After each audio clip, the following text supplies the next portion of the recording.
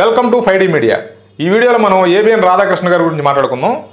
తెలుగు రాష్ట్రాల్లోనే కాకుండా ప్రపంచవ్యాప్తంగా తెలుగు ప్రజలు ఎక్కడున్నా కూడా ఈయన వాళ్ళకి సుపరిచితుడే అనమాట.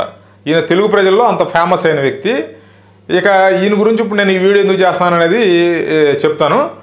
సాధారణంగా తెలుగు రాష్ట్రాల్లో ఉన్నటువంటి మీడియా హౌస్లు కనుక మీరు ఒకసారి చూసుకుంటే ఏ మీడియా హౌస్ అయినా కూడా ఒకవేళ ఆంధ్రప్రదేశ్లో ప్రభుత్వానికి వ్యతిరేకంగా పనిచేస్తే తెలంగాణలో కొంత కేసీఆర్కి అంటే కేసీఆర్ ప్రభుత్వానికి అంటే గడిచిన 5 సంవత్సరాల గురించి చెప్తున్నాను నేను.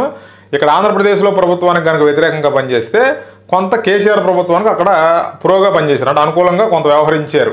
ఏ మీడియా హౌస్ తీసుకున్నా కూడా.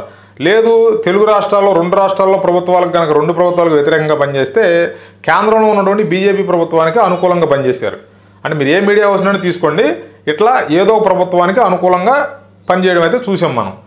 కాకపోతే ఒకే ఒక్క మీడియా హౌస్ అంటే మన తెలుగు మీడియా హౌసుల్లో ఒకే ఒక్క మీడియా హౌస్ మాత్రం అదే ఏబిఎన్ ఆంధ్రజ్యోతి. ఈ మీడియా హౌస్ మాత్రం ఏకకాలంలో 3 ప్రభుత్వాలకు వ్యతిరేకంగా పనిచేసింది. ఈవెన్ మీకు ఒక అనిపించవచ్చు ఈనాడు కూడా వ్యతిరేకంగా పనిచేసింది కదా అని.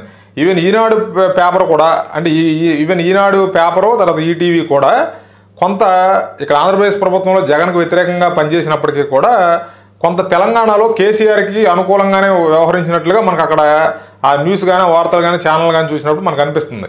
అంటే పూర్తిగా వాళ్ళు కేసీఆర్కి పూర్తిగా వన్ సైడ్గా అనుకూలంగా పనిచేశారని కాదు, కొంత వాళ్ళ మీద ఒక సాఫ్ట్ కార్నర్ అయితే వాళ్ళు చూపెట్టినట్టుగా మనకు అనిపిస్తుంది.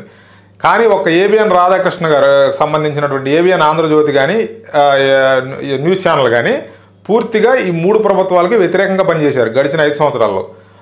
ప్రభుత్వాలకు వ్యతిరేకంగా పనిచేయడం అనేది మీడియా హౌస్లకు పెద్ద కొత్తవి కాదు. అది చాలా కాలం నుంచి ప్రభుత్వాలకు మీడియా హౌస్ అనేది ప్రభుత్వానికి ఎప్పుడు వ్యతిరేకంగానే పనిచేస్తుంది. ప్రతిపక్షానికి అంటే ప్రభుత్వానికి వ్యతిరేకంగా పనిచేసినప్పుడు ఆటోమేటిక్గా ప్రతిపక్షానికి అనుకూలంగా ఉన్నట్టుగా మనకు అనిపిస్తుంది చూసేవాళ్ళకి. అది జనరల్గా జరిగేది. కాకపోతే ఏంటంటే ఈయన విషయంలో మాత్రం ఎందుకు చెప్తున్నానంటే ఆ ప్రభుత్వాలకు సంబంధించిన నాయకులు ఇప్పుడు ఇక్కడ జగన్మోహన్ రెడ్డి గారు, అక్కడ కేసీఆర్ గారు, కేంద్రంలో మోడీ గారు, వీళ్ళు ఏంటంటే చాలా పవర్ఫుల్ లీడర్స్ అనమాట.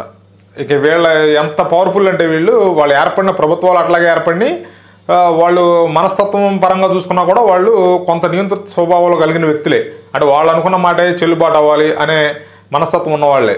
మరి ఇలాంటి వాళ్ళ మీద ఆయన ఫైట్ చేసి 5 అంటే గత 10 సంవత్సరాల నుంచి ఇలాంటి వ్యక్తుల మీద ఆయన ఫైట్ చేసి నిలబడుతున్నాడంటే అంటే గడిచిన 5 సంవత్సరాలకు ముందు కొంత పర్వాలా. ఇక గడిచిన 5 సంవత్సరాలు అయితే మాత్రం ఇక్కడ జగన్మోహన్ రెడ్డి గారు, అక్కడ కేసీఆర్ గారు, పైన మోడీ గారు, ముగ్గురు మీద ఏకకాలంలో ఈయన యుద్ధం చేసినట్టే చెప్పాలి ఒక విధంగా చెప్పాలంటే. ఆ ప్రయత్నంలో ఈయన చాలా కేసులు ఎదుర్కొన్నాడు, చాలా దాష్టికాలు చేశారు. ఇక ఏబిఎన్ విలేకరులను కొట్టారు. ఇక ఆంధ్రప్రదేశ్లో అయితే ఏబిఎన్ విలేకరుల మీద దాడులు కూడా చేశారు. అయినా కూడా ఆయన నిలబడి ఇలా 3 ప్రభుత్వాలకి వ్యతిరేకంగా పనిచేశాడు.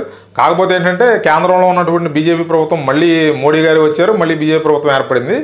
కానీ ఈ 2 రాష్ట్రాల్లో ప్రభుత్వాల మటుకి సక్సెస్ఫుల్గా మార్చడంలో ఆయన తన వంతు పాత్ర పోషించాడని మాత్రం మనం ఒప్పుకుని తీరాలి. అక్కడ రేవంత్ రెడ్డి ప్రభుత్వం ఏర్పడడానికి ఆయన వంతు సహాయం ఆయన చేసినట్టే లెక్క.